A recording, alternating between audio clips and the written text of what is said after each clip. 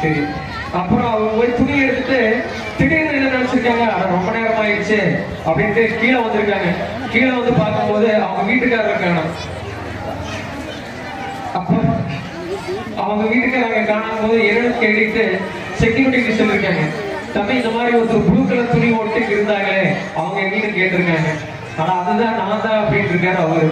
ஏன் நீங்க இந்த மாதிரி நின்றுருக்கும் போது அவர் சொல்லியிருக்காரு, நான் வந்து இங்க நின்று இருந்தேன், செக்யூரிட்டி வேலை வந்தவர் வந்து நைட்டு பார்த்துட்டு இருந்தாராமா, திடீர்னு வந்து அவரோட பொண்ணுக்கு வந்து மாப்பிள்ளாக்கு வந்திருக்காங்க, அதனால அவர் வந்து என்ன வந்து ரொம்ப வேண்டுனாரு, இந்த மாதிரி இருக்க முடியுமா, நீங்க கொஞ்ச நேரம் பார்த்து முடியுங்க, சம்பளம் எவ்வளவு கொடுப்பீங்க, 400 ரூபாய் கொடுப்பேன், 8 மணி நேரம் 7 மணி நேரம் தான் வேலை செய்யணும் அப்படின்னு இருக்காங்க. சரின்னு சொல்லிட்டு அவரு சம்மதிச்சிட்டாரு.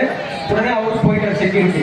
இவரு இந்த அம்மா வந்து இந்த மாதிரி சொல்லணுமே, சரி பரவாயில்ல, எனக்கு 400 ரூபாய் துணி எடுக்கிறதுக்கு பத்துல, அதனாலதான் நான் உங்களை பார்க்க முடியும்னு சொல்லிட்டு அந்த 400 ரூபாய் வாங்கிட்டு மறுபடியும் துணி எடுக்க போயிட்டாங்க. பாத்தீங்களா பெண்கள் எப்படி இருக்கிறாங்கன்னு. இப்ப ஆண்கள் கூட கை தட்டிருக்கலாம், கடைசியில் மேலே இருக்கிற ஒருத்தராக கை தட்டிருக்கலாம். பாத்தீங்களா உண்மைதானே, பெண்கள் துணி எடுக்க போனாங்கன்னா ரொம்ப நேரமாக உங்களுக்கு கடைக்கு போனாங்க, அப்படியே இல்லை. கரெக்ட், ஒரு வாரம் ஆகுதுல்ல.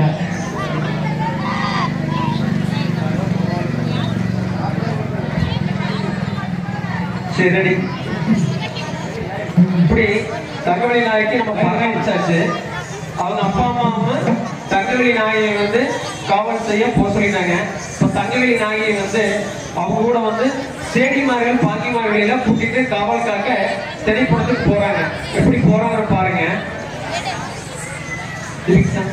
தன்னே நானே நானே